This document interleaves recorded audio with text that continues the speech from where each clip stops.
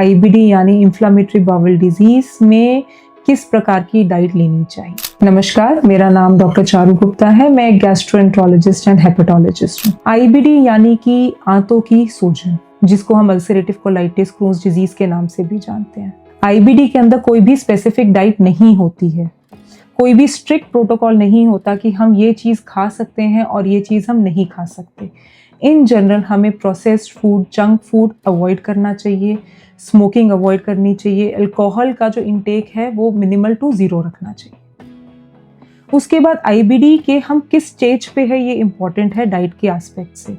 IBD या तो flare में होता है या रिमिशन में होता है। फ्लेयर मतलब एक्टिव परेशानी चल रही है, दस्त आ रहे हैं, खून आ रहा है, उसमें चिकनाही आ रही है, तबीयत ज़्यादा ख़राब है, तो उसको हम कहते हैं फ्लेयर। जब हम फ्लेयर में हैं तब हमें कुछ चीज़ों का स्पेसिफिक रूप से ध्यान रखना चाहिए। पहली चीज़ है हाइड्रेशन। दस्त लगे हुए हैं तो हमें पानी एडिक्वेट अमाउंट में पीना चाहिए। हम सादा पानी भी पी सकते हैं, हम ORS का घोल ले सकते हैं, हम नारियल पानी पी सकते हैं।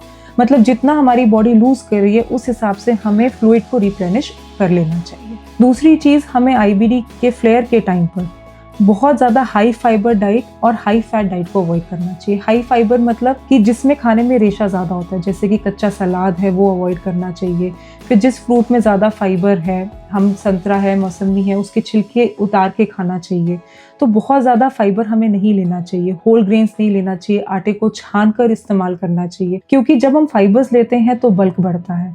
अगर हमारे स्टूल का बल्क बढ़ेगा तो लैट्रिन बार बार जाना पड़ेगा और परेशानी महसूस करेंगे। आंत हमारी सूजी हुई है, उस समय बहुत ज़्यादा फाइबर लेने से हमें परेशानी ज़्यादा महसूस हो सकती है। फैट भी हमें बहुत ज़्यादा हाई क्वांटिटी में नहीं लेना चाहिए। Normal to low fat diet लेनी चाहिए। अब बहुत लोगों को इस चीज़ का कंफ्यूजन है कि मिल्क और मिल्क प्रोडक्ट्स लेने चाहिए या नहीं लेने चाहिए। आईबीडी में देखा गया है कि कुछ लोगों में मिल्क और मिल्क प्रोडक्ट्स सिम्टम्स को वर्सन करते हैं, but no one rule applies for all. ज़रूरी नहीं है कि आपके साथ भी यही परेशानी होगी। तो आप जब फ्लेयर है तब कुछ दिनों के लिए मिल्क अवॉइड कर सकते हैं। जब एक बार डिजीज़ थोड़ा कंट्रोल में आती है तो आप दही, छाछ, लस्सी से शुरू करें और फिर धीरे धीरे थोड़ी अमाउंट में दूध पीकर देखें। यदि आपको ऐसा लगता है कि दूध पीने से परेशानी बढ़ रही है तो दूध को अवॉइड करें।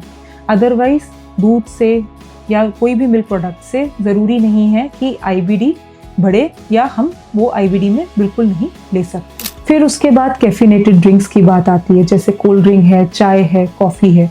ये सब चीज़ें जो हैं लेने से फ्लेयर के टाइम पे परेशानियां बढ़ सकती हैं। फिर हमें अपने फूड को राइटली ट्रैक करना चाहिए कि हम क्या खा रहे हैं जिससे हमारी परेशानी बढ़ रही है। कल परसों मैं 2 दिन से ठीक था, आज मैंने यह चीज़ खाई तो मेरी परेशानी बढ़ गई। तो ये हमें ट्रिगर फूड्स आइडेंटिफाई करने चाहिए कि मैं अगर ये खाता हूँ या मैं ये खाती हूँ तो मेरी परेशानी बढ़ जाती है। ऐसे फूड आइटम्स को हम अवॉइड कर सकते हैं। फिर अगर हम स्मोकिंग करते हैं, हम अल्कोहल लेते हैं, हमें उस चीज़ को अवॉइड करना चाहिए। फिजिकल एक्टिविटी हमें करनी चाहिए, हमें बिल्कुल घर पे नहीं बैठ जाना चाहिए। अगर तबीयत ज़्यादा ख़राब है तो घर पे ही थोड़ा टहले, और एक बार जब दवाइयों से बीमारी कुछ कंट्रोल में आ गई है तो हमें रेगुलर वॉक शुरू करनी चाहिए। लाइट एक्सरसाइज से शुरू करके धीरे धीरे प्रॉपर हमें एक फिजिकल एक्सरसाइज का शेड्यूल भी बनाना चाहिए। जहाँ तक आईबीडी की बात है, हमें देखने से लगता है कि ये बहुत गंभीर बीमारी है, लेकिन मेडिकल साइंस के एडवांसमेंट की वजह से, पेशेंट की अवेयरनेस की वजह से आज की डेट में आईबीडी का जल्दी डायग्नोसिस भी पॉसिबल है और बहुत अच्छा ट्रीटमेंट भी अवेलेबल है। अपना प्रॉपर इलाज लें, अपनी डाइट का ध्यान रखें, अपनी बॉडी का ध्यान रखें। अगर हम हर चीज़ को प्रॉपरली मैनेज कर चलें तो आईबीडी का बहुत ही अच्छा इलाज संभव है और एक नॉर्मल लाइफस्टाइल लीड किया जा सकता है। धन्यवाद।